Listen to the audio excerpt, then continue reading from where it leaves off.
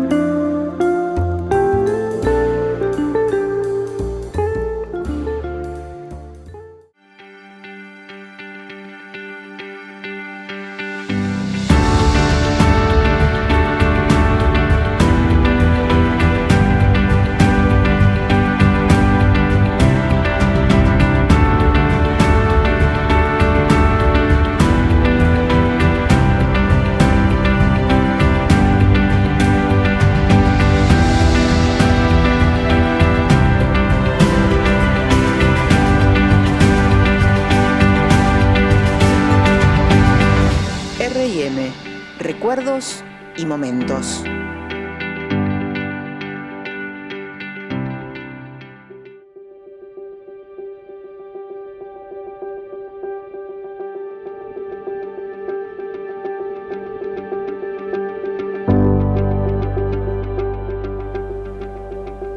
La fortaleza, el buen amor, los unió y caminaron juntos. Cruzados por el dolor, supieron reconstruirse, sanar y fortalecer los lazos familiares, pero sin perder la misión permanente de memoria, verdad y justicia. Ellos son Esteban Tabita Buñone y Matías Sayastuy.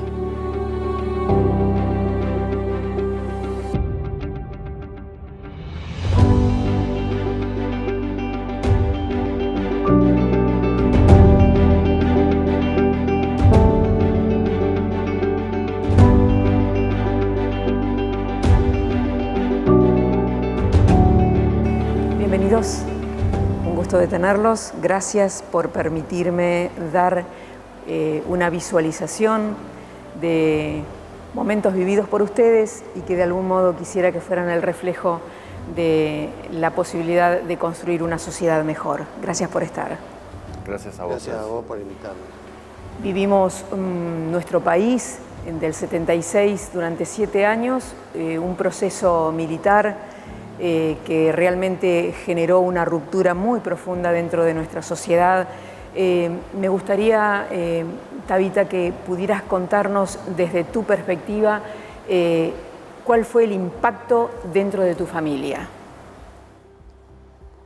Bueno, tal vez el impacto más importante, porque yo creo que la dictadura nos afectó a todos, inclusive en forma personal, a mí y a mi mujer Adriana también, pero especialmente lo que significó la desaparición de mis 2 hermanas y mis 2 cuñados, Marta Buñone, María Elena Buñone, Jorge Sayastuy y Jorge Bonafini. Esa desaparición, que fue consecuencia de las luchas que hicieron estos jóvenes, no solamente ellos, sino gran parte, un núcleo muy grande de jóvenes, que fue capaz de alguna forma de enfrentar la situación de la dictadura que se estaba viviendo, una dictadura que implementó un plan económico fundamentalmente de destrucción de economías locales, regionales, con una importante economía de importación, de endeudamiento, de desaparición de los derechos de las personas.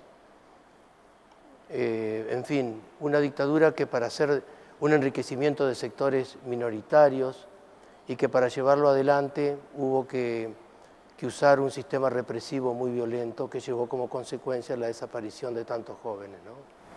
¿Y la familia? ¿De qué manera logró establecerse en esa situación y salir a la búsqueda? Bueno, cuando desaparecen mis dos hermanas, que en tiempos distintos, Marta desaparece en diciembre del 77, el 6 de diciembre del 77, junto con Jorge Yastuy y con Matías, que después contará su historia, y María Elena, mi hermana casada con Jorge Bonafini, desaparece en el 78, el 25 de mayo del 78. Jorge Bonafini había desaparecido previamente. Eso impactó obviamente en la familia en una forma tremenda, que no se quedó con los brazos cruzados, sino que papá y mamá, sobre todo papá, salió en la búsqueda de cada uno de ellos de distintas formas, yendo a distintos lugares, consultando con la jerarquía eclesiástica, con distintos militares. Nosotros con mi mujer tuvimos la oportunidad de ir a la Casa de Gobierno, a hablar con un tío de mi mujer, con un tío de Adriana Grané, el coronel Tasso, que estaba en el gobierno en ese momento, dependía de Arguindegui, y fuimos a la Casa de Gobierno a preguntar por la desaparición de ella, sobre todo de Marta. Nos trataron muy mal, a pesar de ser un tío carnal de Adriana, un hermano de la mamá de Adriana. Y cuando preguntamos qué sabíamos, qué había pasado, que había sido un secuestro inclusive semioficial, porque el secuestro se identificaba a la gente que lo había secuestrado del ejército, nos dijo que nos cuidáramos nosotros porque podíamos desaparecer nosotros y papá y mamá también si seguíamos investigando mucho sobre esa situación. Crudamente lo dijo así. Sin ningún problema. Que nos cuidáramos y que no siguiéramos investigando. Y menos nosotros, que en todo caso por ahí los padres podía ser más factibles, pero los hermanos nunca, porque son más factibles también de hacernos desaparecer. También impactó mucho en la familia nuestra, de alguna forma, la situación nuestra. Nosotros con Adriana también fuimos perseguidos. Tuvimos una especie de exilio local, digamos, no un exilio en el extranjero. Tuvimos que dejar Rosario por persecuciones que nos hicieron. Nosotros con Adriana trabajamos en una villa miseria en Rosario con un sacerdote haciendo promoción social. El mismo lugar que después Matías, años después, por casualidad trabajó también en esa villa miseria, con un sacerdote que se llamaba Edgardo Montaldo. Trabajamos mucho tiempo, colaboramos, no trabajamos con la gente, con Edgardo Montaldo, que es un sacerdote salesiano que se dedicó la vida a esa villa miseria. De distintas formas, alfabetizando adultos, con un dispensario, Adriana, de distintas formas, eso fue suficiente para que nos persiguieran y tuviéramos que dejar Rosario, irnos de Rosario, porque fueron a buscarnos en un momento determinado. Así que impactó en toda la familia y en todos mis hermanos de alguna forma, también la desaparición de cada uno de mis hermanas y de mis cuñados, ¿no? Matías, ese tiempo que está relatando el tío, obviamente vos lo viviste desde otro lugar, sin tener conocimiento ni conciencia porque eras un bebé.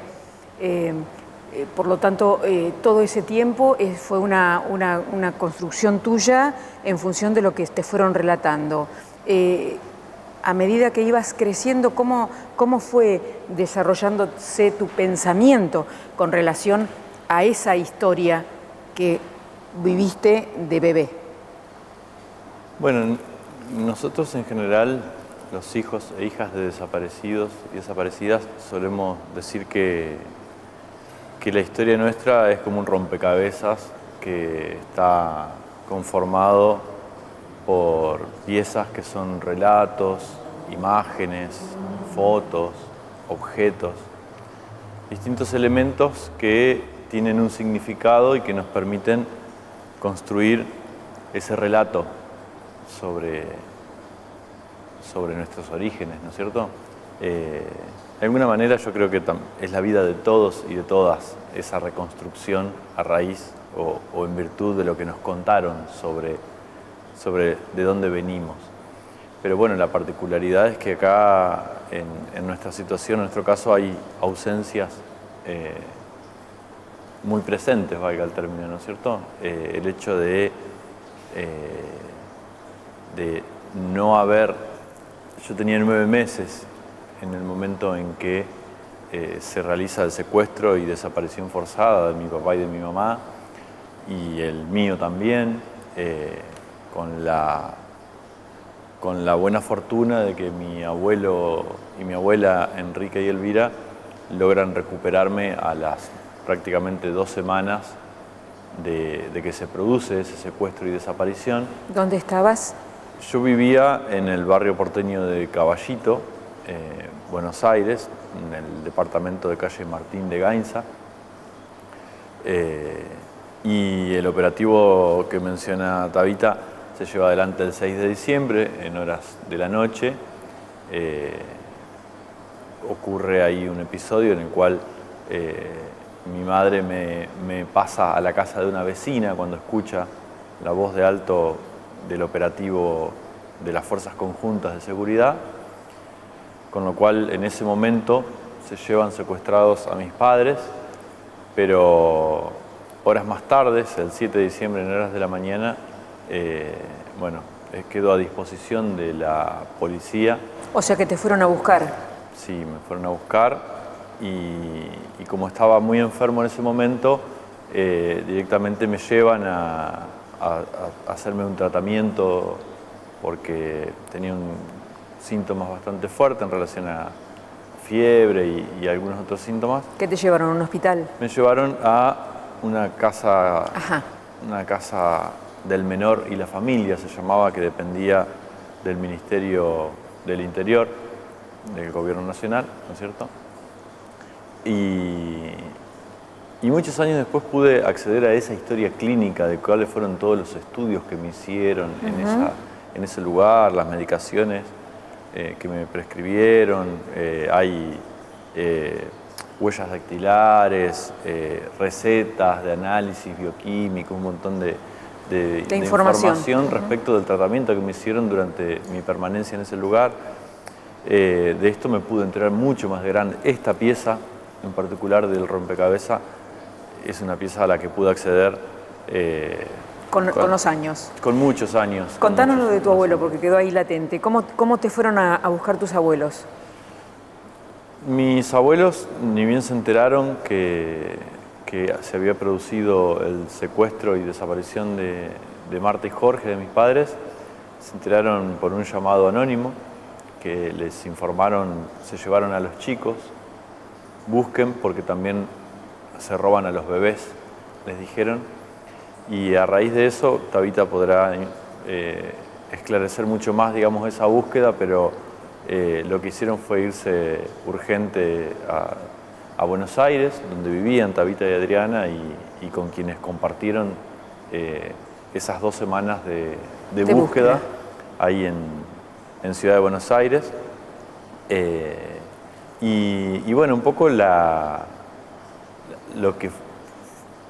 que tuve yo fue, primero, pese a lo trágico de esta historia, la suerte de haber caído, en el mejor de los sentidos, en una familia hermosa que me pudo criar contándome siempre la verdad, ¿no es cierto? Yo desde muy chiquito sabía todo lo que quería saber y en la medida en que se me podía contar, se me contaba. Y bueno, y hay una cuestión, digamos, que yo rescato mucho, que es, desde muy niño siempre pude ejercer el derecho a la verdad de mi historia, a la verdad de saber quiénes eran mi otra mamá, mi otro papá, mis padres biológicos, digamos, de quienes yo no tengo recuerdo físico, digamos, pero sí tengo muchísimos relatos, historias, anécdotas, a raíz de los cuales puedo tener una idea de quiénes eran y de cómo eran. Luego volvemos con vos sobre el tema. Tabita, para dar un poquitito más de conocimiento a quienes nos están escuchando y viendo, ¿por qué no nos contás qué era lo que ustedes hacían socialmente como activistas de este país, en esta sociedad, que fueron perseguidos? Porque es como que hay una nebulosa ahí, ¿no? Bien, cómo no. Me gustaría que lo aclararas. Cómo no. Nosotros con Adriana, con mi señora Adriana Grané, siendo jóvenes acá en Gualeguaychú, ya teníamos algunas inquietudes relacionadas con los movimientos juveniles católicos. Nos permitió hacer algunos encuentros en La Plata, en distintos lugares. Después de eso yo me fui a vivir a Rosario, a un colegio universitario, junto con Humberto Fracaroli, que también está desaparecido, un gran amigo mío. Y en ese colegio universitario, que mi papá y mi mamá graciosamente pensaban que era un colegio universitario católico muy conservador, y no lo era muy progresista, con un sacerdote que lo dirigía, que era un renunciante, esos curas de esa época del tercer mundo, y nos permitió, a mí especialmente, cambiar un poco la mentalidad y darnos cuenta que la lucha pasaba más por los desposeídos, por la gente más humilde. Y Adriana se fue a vivir a Rosario un año después, conviviendo con mis hermanas, con Marta y María Elena, y pasó lo mismo, y de alguna forma nos dimos cuenta que deberíamos, además de estudiar, Adriana estudiaba psicología, yo medicina, de alguna forma participar en alguna lucha por la promoción humana de las personas más desposeídas. Y es así que resolvimos irnos a vivir a un barrio que se llama Barrio Ludueña, que está pegadito a la Villa Miseria de Ludueña, en Rosario, donde este sacerdote había iniciado un pequeño grupo social de amigos y de compañeros para promoción de la gente de la Villa Miseria. Hicimos una especie de capillita, un dispensario muy pequeñito, y ahí se enseñó a la gente. Tuvimos la posibilidad de entrar en DINEA, no sé si DINEA era una forma de alfabetización de adultos que había implementado el gobierno. Pudimos alfabetizar adultos con ese sistema entre Adrián y yo. Yo, como era estudiante de medicina, manejé un dispensario en esa Villa Miseria. El sacerdote, que es muy interesante conocer la historia de él, que ha escrito libros, se llama Edgardo Montaldo, ya fallecido. Matías después lo conoció porque fue a tocar la guitarra en ese lugar, el mismo lugar donde Pocho Leprati también trabajó en ese lugar. Y así fue. Adriana creó un jardín, una especie de jardín de infante para los papás de la villa que trabajaban y que dejaban a veces a los niños solos. Entonces Adriana, bueno, en fin, hubo toda una promoción de tipo social y de concientización de la gente de la villa, que a veces es bastante difícil lograrlo, los conflictos que hay entre los villeros, porque uno tira la basura, porque recoge basura y luego perjudica, y toda esa trama que es interesante luchar para que la gente humilde participe en comunidad por el beneficio de toda esa Villa Miseria. Eso nos gustó mucho hacerlo, pero hubo un momento determinado en que tuvimos que dejarlo porque empezaron a haber algunas persecuciones. En ese momento yo todavía no estaba casado con Adriana, vivíamos, mis hermanas y Adriana y yo vivíamos en unas pensiones cerquita de Villa Ludueña, y Marta y mi hermana Marta y Jorge Ayastuy en ese momento también vivían en Rosario y tenían una promoción igual que nosotros en una Villa Miseria distinta que se llamaba San Francisquito, y ellos luchaban por conseguir que la gente de la villa que ocupaba ciertos terrenos estatales fueran dueños de esas tierras. Así que ellos hacían una actividad social y cultural. Social. Después ellos tomaron una actividad partidista, política, cuando se fueron de Rosario. Fueron perseguidos por la AAA, inclusive fue tiroteada la casa de ellos por la AAA. Bueno, eso hizo que nosotros nos fuéramos de esa Villa Miseria, de ese barrio en realidad, que no era la Villa Miseria, pero estaba pegadito al barrio, y nos fuéramos a vivir a otro barrio de Rosario.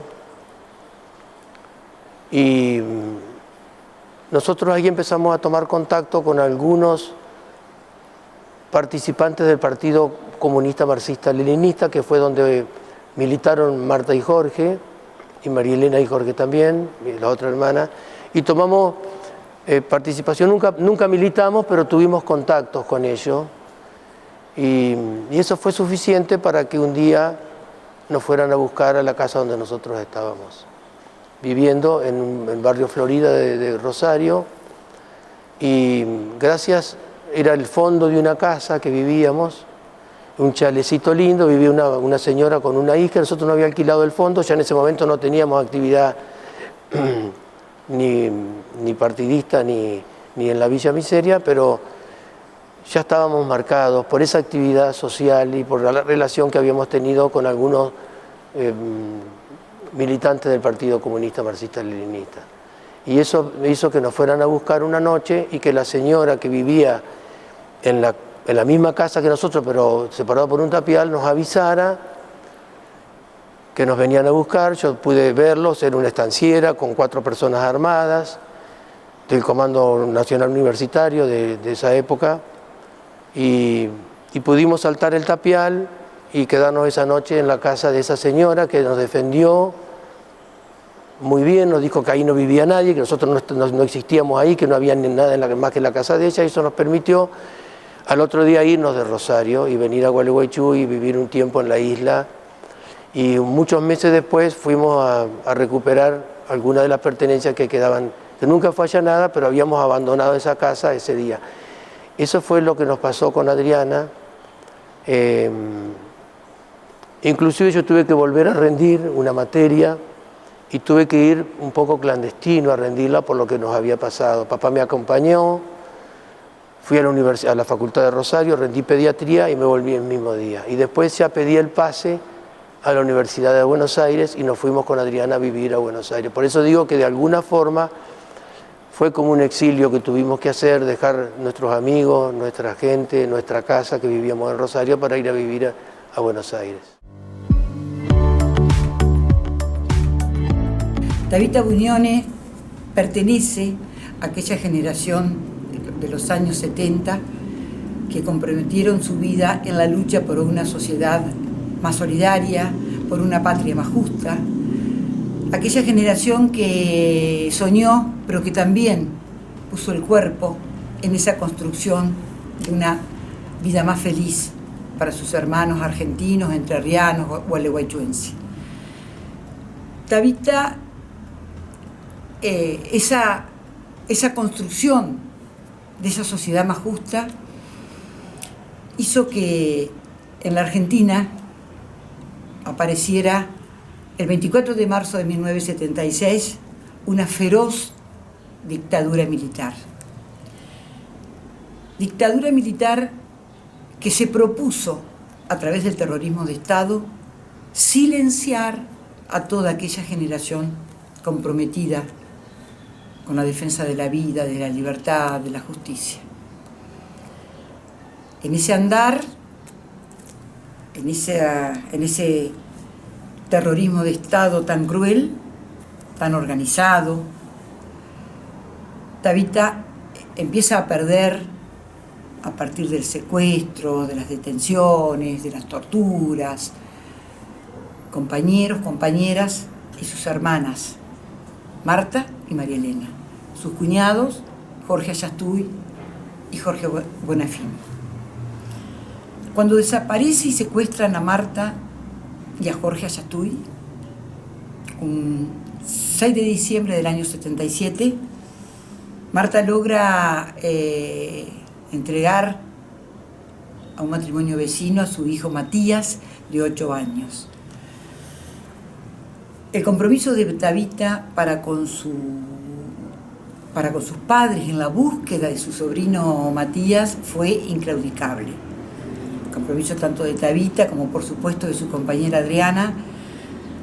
Y me encantaría poder leer del libro de Marta y Jorge, Un amor revolucionario, las palabras de Elvira, la mamá de Tabita, en esa búsqueda de su nieto Matías, del sobrino de Tabita. Dice Elvira,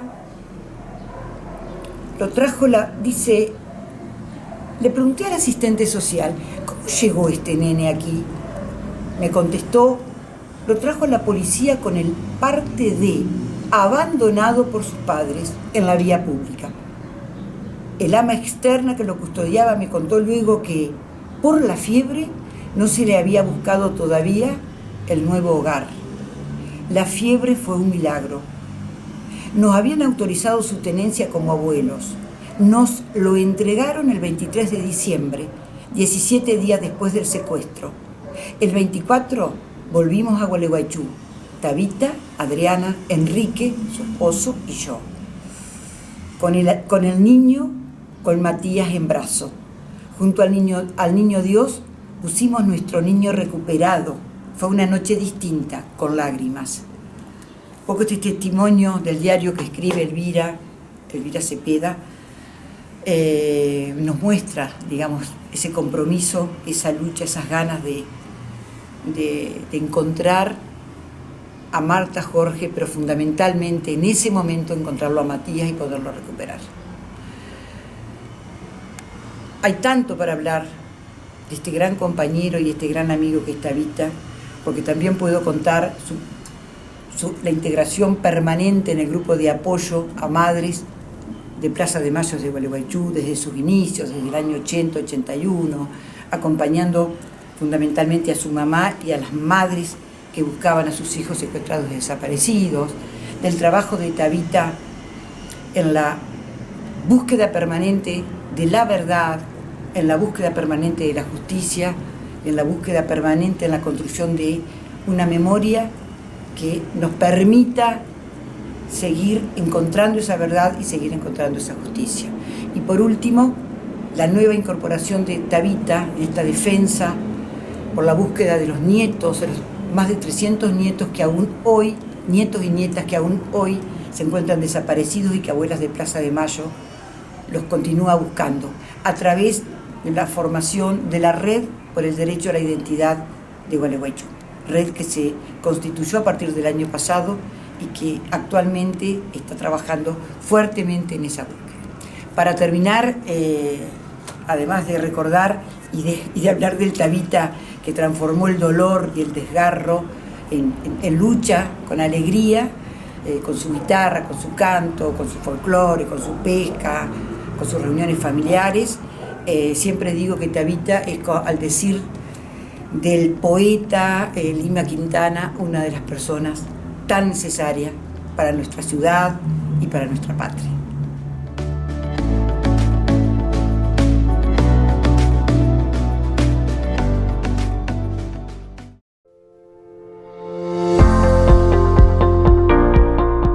Yo no puedo decir que estoy orgulloso de tener 2 hermanas y 2 cuñados desaparecidos.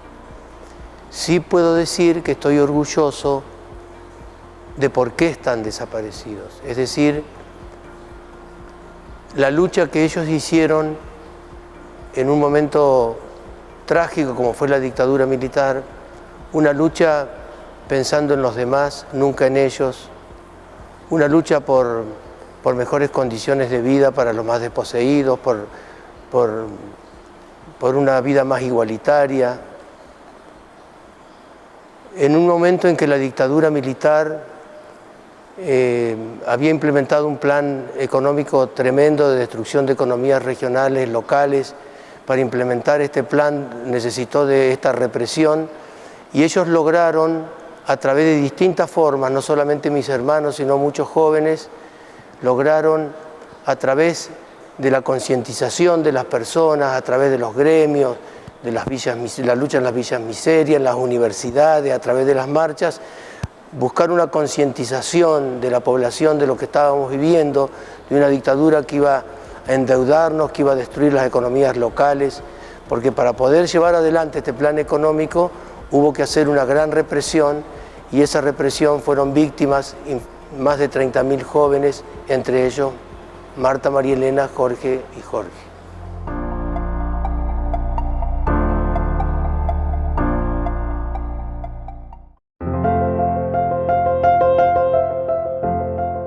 soy Estela Buñone, mi marido es Guillermo Almeida, tenemos 4 hijas y un hijo que es Matías. Matías es hijo de mi hermana desaparecida y de mi cuñado, y también es hijo nuestro. Bueno, Matías, que fue recuperado por mis padres, cuando llegaron de Buenos Aires, mi papá me lo entregó y me dijo, usted va a ser su mamá. Así que desde ese momento que Matías tenía 9 meses, quedó con nosotros. Nosotros vivíamos en Villaguay, un pueblo muy conservador, donde algunos estaban de acuerdo con la dictadura, y decían, el matrimonio Almeida está criando el hijo de unos subversivos. Fue una época muy difícil, mucha angustia, mucho dolor, mucho miedo, y nosotros teníamos 3 hijas en ese momento, y como mi hermana había estado parando en mi casa con el marido, pensábamos que también nos podían llevar a nosotros. O sea, esa era la peor angustia que yo tenía, pensando qué iba a pasar con mis hijas y con Matías, que Matías ya había sido arrancado de los brazos de la madre y ahora iba a ser arrancado de mis brazos. Eso fue mucha angustia, mucho miedo y además con una sociedad que nos señalaba con el dedo. Pero, digamos, seguimos adelante. Nosotros tratamos de decirle a Matías de la mejor manera posible qué había pasado con los padres y le dijimos que él tenía 2 mamás, la mamá del corazón y la mamá de la panza. Y Matías se crió con nosotros y con mis hijas. El otro día, porque vos me hiciste una pregunta de Mumi, no, Matías a nosotros nos dice papá y mamá, y mis hijas son sus hermanas. Así que se crió en una familia. Y tratamos en lo posible de evitar, digamos, la angustia y los miedos que teníamos y que no percibieran eso. Así que, bueno, yo les cantaba con la guitarra, les leía cuentos. Ellos dicen que vivieron una infancia feliz. Hasta que Matías después se fue a vivir a Rosario y ahí integró Hijos, la agrupación Hijos y otras agrupaciones también relacionadas con derechos humanos. Ahora vive acá, es director de derechos humanos y Matías es un hombre feliz, que es lo que a mí más me gratifica.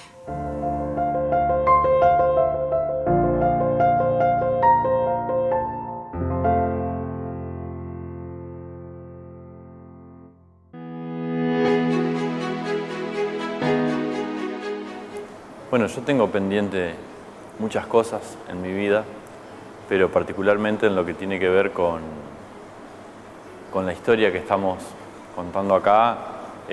La verdad es que tengo pendiente encontrar a un hermano o una hermana que posiblemente haya nacido en cautiverio, porque en el momento en que secuestran y desaparecen a mi papá y a mi mamá, mi madre tenía un embarazo de 6 meses, con lo cual quiero hacer un llamado también para que a todas aquellas personas que tengan entre 40 y 46 años, que crean que pueden ser hijos o hijas de desaparecidos, se acerquen a abuelas y que se saquen la duda sobre su verdadera identidad, sobre su filiación biológica, porque siempre es mucho más fácil seguir adelante sabiendo la verdad que tapando o que ocultándola.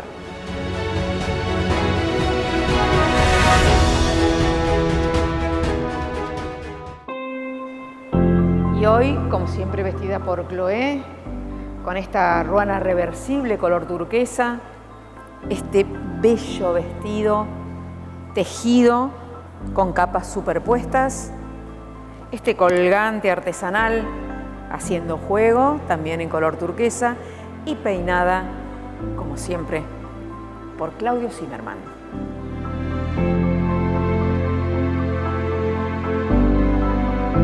Ya volvemos con más R&M.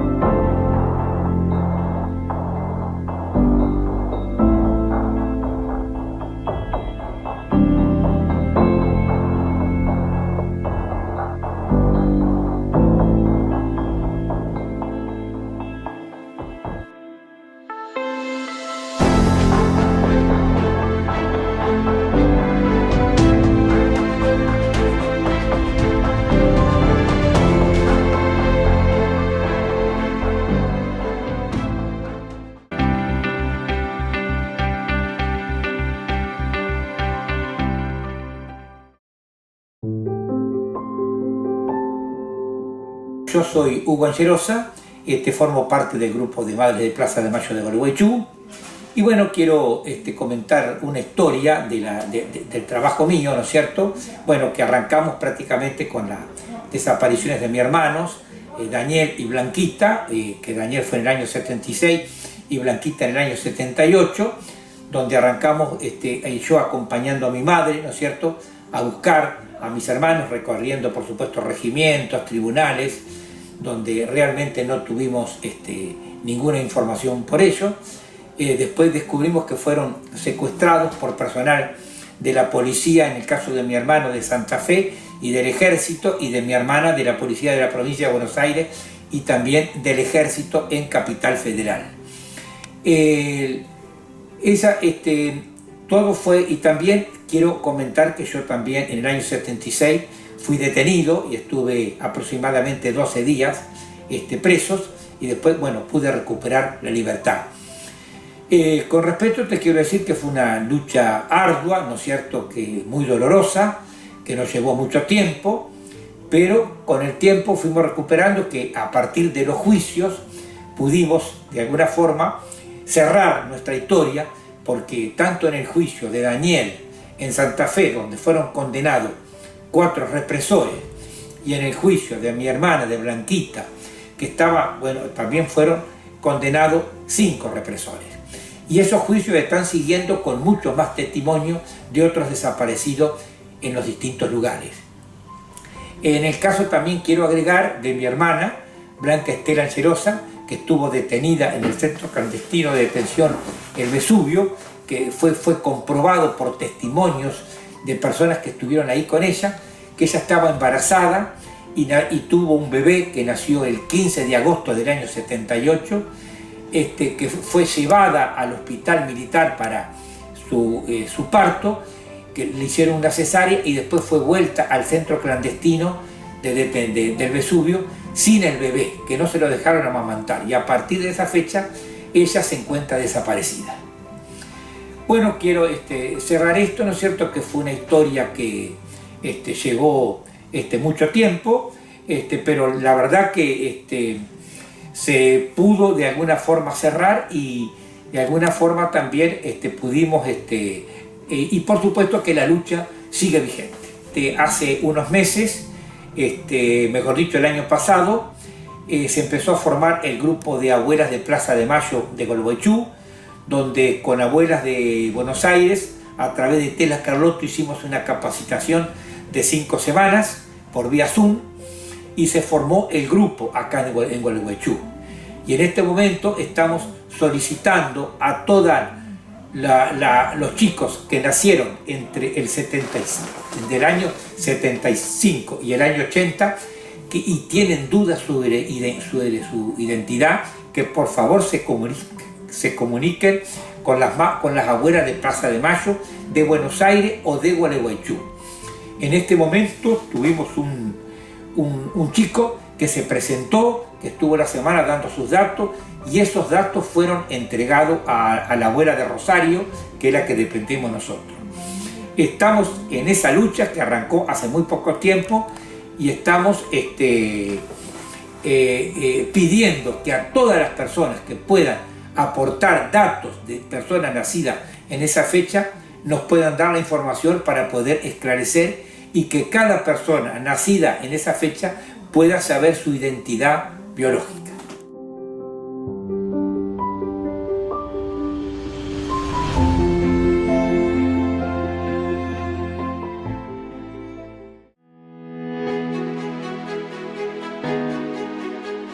Bueno, hay 2 momentos muy fuertes grabados de mucha felicidad, que además lo tengo muy presente en mi memoria. Uno es la primera condena por crímenes de lesa humanidad en la ciudad de Rosario, en los tribunales federales de la ciudad de Rosario. Tengo muy presente una foto que estamos todos llorando, y que estoy con mi hijo más grande en brazos, Jeremías, que habrá tenido 1 año, como mucho, menos de 1 año, y fue una celebración muy significativa. Y otra alegría vinculada con esto, que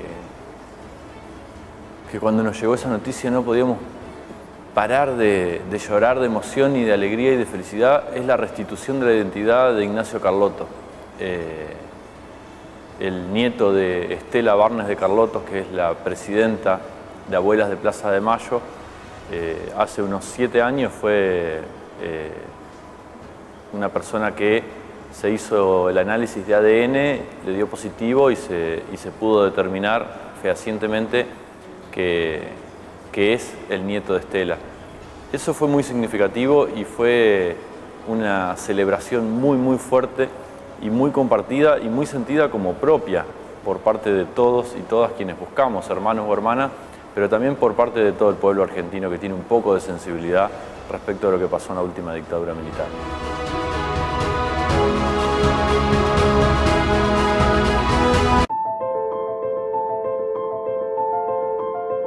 Yo trabajo en el Museo de la Memoria Popular de Gualeguaychú y con Matías y con Tabita me unen lazos afectivos y con Matías además laborales, y nos unen también luchas y convicciones alrededor de la necesidad que vemos, que compartimos, de que ese pasado que tiene que ver con el proceso genocida que los ha marcado en particular, la necesidad de que esas heridas, esas huellas profundas también sean visibilizadas por la sociedad, en tanto la sociedad argentina ha sido también víctima de ese proceso de terror. Así que, también compartir con ellos la idea de que esa lucha no tiene que ver con el pasado simplemente, ¿no? Sino que también cómo vemos ese pasado tiene que ver con las necesidades de nuestro presente, ¿no? Si no somos capaces de dar cuenta y dimensionar las heridas y las huellas que han dejado ese proceso de terror, difícilmente podamos hacer pie en las necesidades de nuestro presente y los desafíos que nos presentan.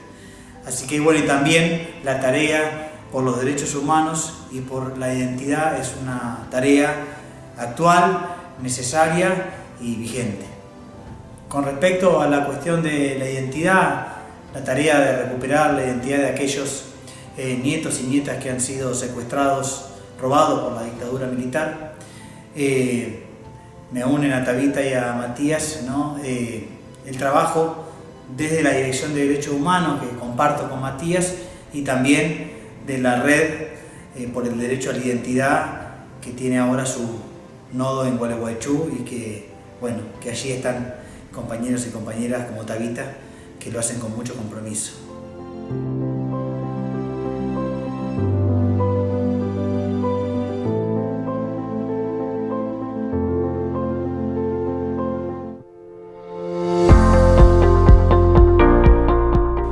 Yo no puedo decir que tengo un deseo. Tal vez se junten 2 o 3 deseos. Uno de ellos, que en parte se ha cumplido, es la justicia sobre lo que ha ocurrido. Nosotros tuvimos oportunidad de declarar, ser querellantes y testigos en Comodoro Pi sobre la desaparición de Marta y María Elena y de Jorge Sastuy. Y eso nos produjo una satisfacción, el hecho de que hayan sido condenados los represores, donde estuvieron en los campos de concentración, ellos, que se llamó el Circuito Abo.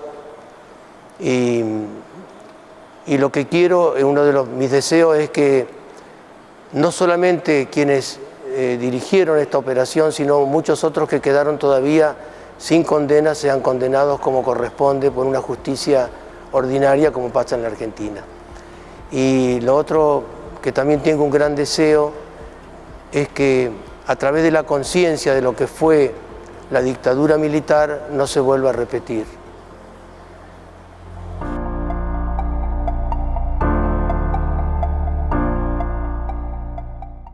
Matías,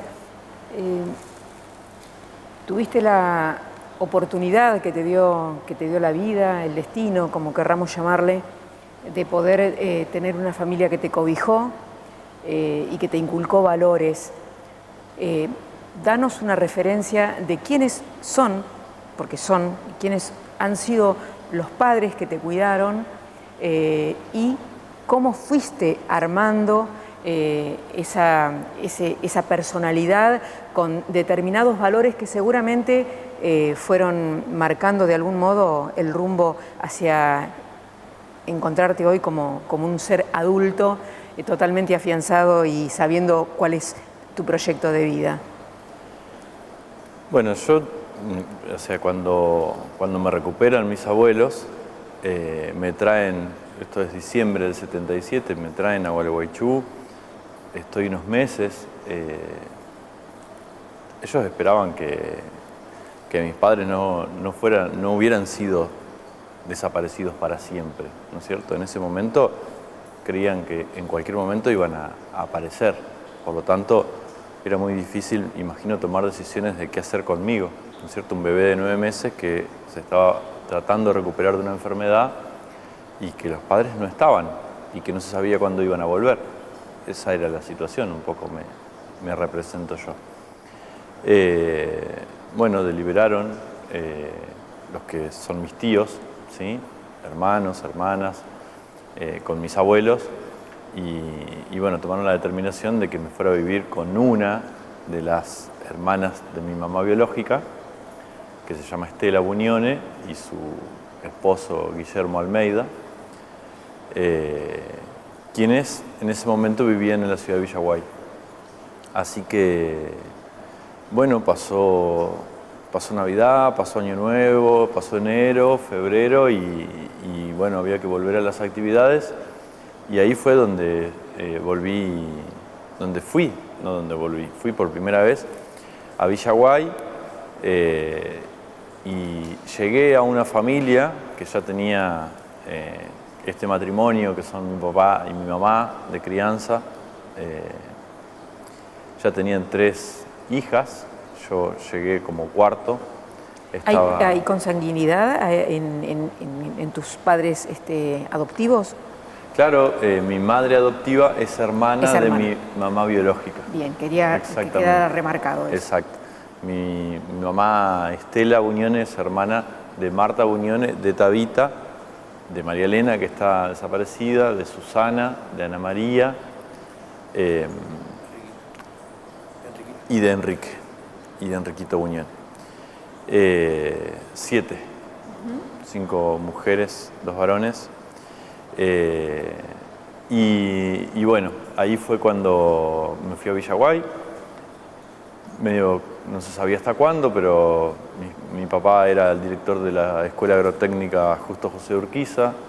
Vivíamos en el campo y tuve una infancia muy feliz, donde fui conociendo parte de mi historia a raíz de lo que yo iba preguntando, me iban respondiendo.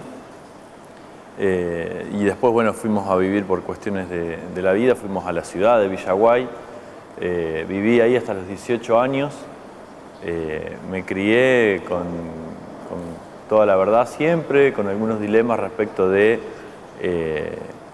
algunos ojos que miraban con caras raras por ser hijo de subversivo y la representación que se hacían de que eran, ¿no es cierto?, una manzana que podría pudrir a las otras y una cuestión así. O sea, hubo estigmatización, ¿la viviste? Sí. Sí, yo por ahí era menos consciente de lo que realmente ocurría, pero con el tiempo se esclarecieron algunos comportamientos que en su momento yo no entendía a qué respondían. Pero la verdad es que aún así me generaba mucho orgullo que ciertas personas me estigmatizaran, porque desde chico siempre reivindiqué la lucha, la historia y la militancia de mi papá y de mi mamá desaparecidos, ¿no es cierto? Entonces, la verdad es que eso tampoco fue algo que me haya conflictuado. Por ahí te diría que la inocencia de compañeros y compañeras de secundaria preguntando por qué yo era Yastuy, mientras mis hermanas eran Almeida, me generaba y me dejaba más sin palabra que las otras estigmatizaciones, digamos, que venían con otra carga ideológica, mucho más, un poco más malvada, podríamos decir, ¿no es cierto? Que esa de la cual yo no tenía mucha conciencia de esta más malvada, y sí en ese momento quizá me afectaba un poco más la pregunta inocente a la cual tenía que encontrarle una respuesta más o menos elegante para salir adelante. Pero bueno, un poco, digamos, después, el hecho de criarse con la verdad hace que no sea tan distinto a la crianza de tantos y tantas, ¿no es cierto? Yo después tuve la enorme suerte de haberme podido ir a estudiar a Rosario, de haber seguido una carrera universitaria, de haber convivido con una de mis 4 hermanas, porque cuando yo llegué había 3, María Eugenia, Cecilia, Verónica, y 5 años después llegó Magdalena, la Magda,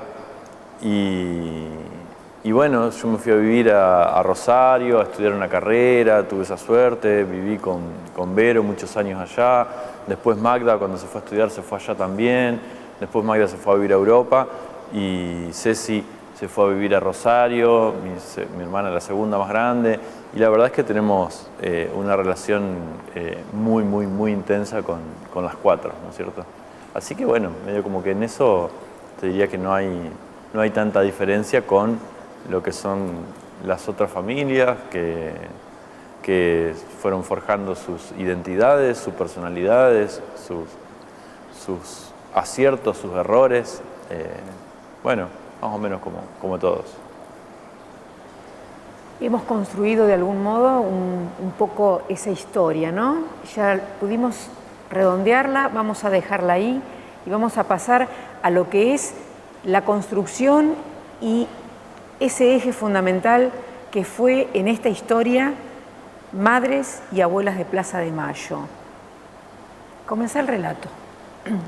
Bueno, en forma personal hemos participado durante muchos años en el grupo de Madres de Plaza de Mayo de Gualeguaychú, fundadora Aurora Fracaroli, que participó en las primeras marchas en Buenos Aires con el grupo de madres, y más que nada reivindicar la lucha de Madres de Gualeguaychú, que ha sido una lucha permanente, constante desde sus orígenes, que es un grupo independiente, que no depende de Madres de Buenos Aires. Si bien hay una relación, no tenemos ninguna dependencia con el grupo de Madres de Buenos Aires, pero está considerado Madres de Gualeguaychú.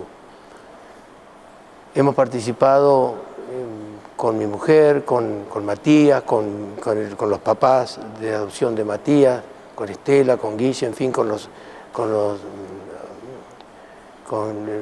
Leticia Llerosa, con Hugo, en fin, todo un grupo muy lindo, siempre tratando de buscar la reivindicación de las luchas de los desaparecidos, pidiendo verdad y justicia. Y quiero referirme especialmente a abuelas. Tal vez toda la historia de madre, Matías, que participó desde un comienzo también en las luchas. Quiero referirme a abuelas porque creo que la lucha de abuelas es una lucha muy especial. La lucha de madres es una lucha hoy en día que el objetivo era recuperar a los jóvenes desaparecidos con vida, cosa que no se pudo, y hoy está fundamentalmente basado en la reivindicación de sus luchas, en pedir la verdad y la justicia. La lucha de abuelas es una lucha para tratar de recuperar no solamente la memoria, sino de recuperar la identidad de esos más de 350 nietos, que ya son chicos grandes, recuperar su identidad. Quería comentarte, que creo que es importante, que hemos formado el año pasado un nodo de abuelas aquí en Gualeguaychú para lograr la identidad de las personas apropiadas. Un nodo es que participa Adriana, Leti Angerosa, Hugo Angerosa y yo, y Matías, por supuesto, que es quien hacía un poco esta función hasta el día de hoy. Que lo fundamental es tratar de llegar a la población para que la gente sepa que existe un nodo en Gualeguaychú y a quienes aquellos que tengan dudas sobre su identidad y que hayan nacido entre el año 75 y el 82 y tengan dudas sobre su identidad puedan acercarse a este nodo que hemos creado en Gualeguaychú y de esa forma ellos tal vez animarse a buscar su verdadera identidad, y nosotros recibimos esa denuncia y se la derivamos a Buenos Aires o a Rosario para que Abuelas se encargue de investigar la verdad sobre esas personas. En algunos casos, estos chicos, estos jóvenes, porque ya no son, antes eran los nietos chicos y ahora son chicos grandes, entre 40 y 46 años, algunos saben que son adoptados y otros no, y algunos no saben ni que son adoptados ni que son hijos de desaparecidos. Entonces el nodo consiste en de alguna forma difundir para poder recibir a esas personas que tienen duda y que tengan un lugar en Gualeguaychú a través de la difusión de un WhatsApp y de teléfono. Hoy tuvimos una reunión con el intendente de Gualeguaychú que nos recibió muy bien para justamente formalizar esta lucha de dar a publicidad para que la gente pueda, que tenga dudas sobre identidad, arrimarse al nodo de Gualeguaychú para poder tratar de saber si es realmente hijo de desaparecido o es adoptado. Era interesante saberlo porque esto no se ha dado mucha publicidad y ya hemos tenido inclusive algunas presentaciones espontáneas en el nodo sobre personas que tienen dudas sobre su identidad. Matías, el lugar en donde te posicionó la vida, ¿de qué manera vos lo asumís? ¿Con qué compromiso? ¿Cuál es tu resiliencia frente a lo que te tocó vivir? Mira, yo creo que cada uno va forjando su propio destino, ¿no es cierto?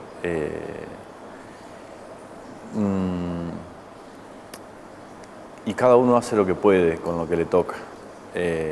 Yo insisto que independientemente de un montón de cuestiones muy siniestras que tienen que ver no solamente con mi familia, ¿no? Sino que nos pasaron a todos y a todas las personas que habitan nuestro país y que habitan Sudamérica, ¿no es cierto? Porque las dictaduras militares vinieron a exterminar un proyecto político y a imponer otro, ¿no es cierto? Poder leer e interpretar este proceso histórico nos da herramientas como para poder pensar el presente e intervenir sobre la realidad. Mi abuela, la Búa, que es la mamá de Tabita, me decía siempre que en relación a mi otra abuela, que es mi abuela Amelia, Mela, allá estoy, que Mela había sufrido mucho más la desaparición de su hijo, porque ella nunca había podido, con todo respeto, ¿no? Pero nunca había podido comprender qué los motivó a luchar para cambiar el mundo, para transformar la realidad que consideraban injusta y aún al punto de conscientemente poner en riesgo sus vidas, ¿no es cierto? Mi abuela paterna, Mela, se fue de este mundo sin poder construir, conceptualizar una respuesta. Nunca pudo entender qué los motivaba a la militancia, al compromiso, a la entrega, a la solidaridad. Y en cambio, a diferencia de eso, mi abuela, la Búa, que no les puedo decir que haya sufrido ni más ni menos, porque la desaparición de hijos, de hijas de 26, 27 años, la verdad que es muy difícil de poder medir ese dolor. Sí creo que tuvo posibilidad de procesarlo con el tiempo de una manera que pudo,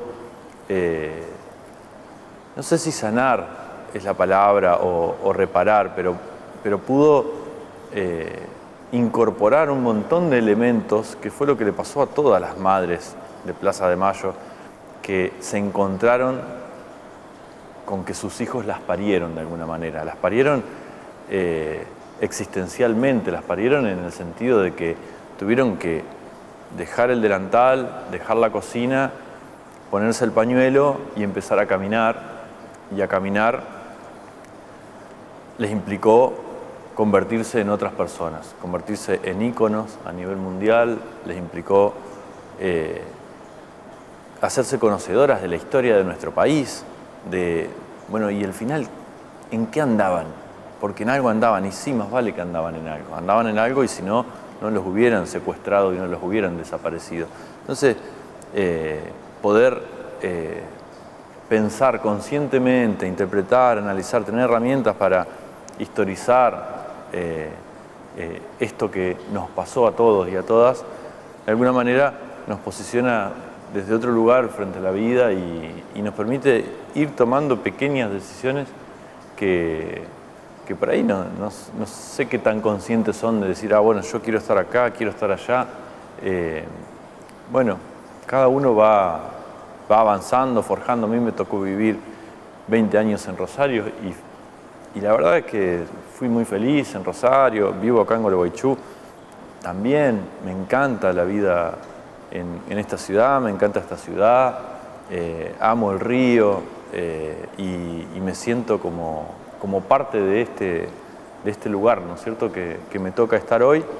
Me encanta que mis hijos, Jeremías y Amanda, se estén criando en este suelo, en este contexto, con la conciencia con la que lo están haciendo, en un montón de causas ambientales, podríamos decir también de derechos humanos, pero muy, muy conscientes también de la realidad que nos toca vivir y atravesar en este presente. Así que medio como que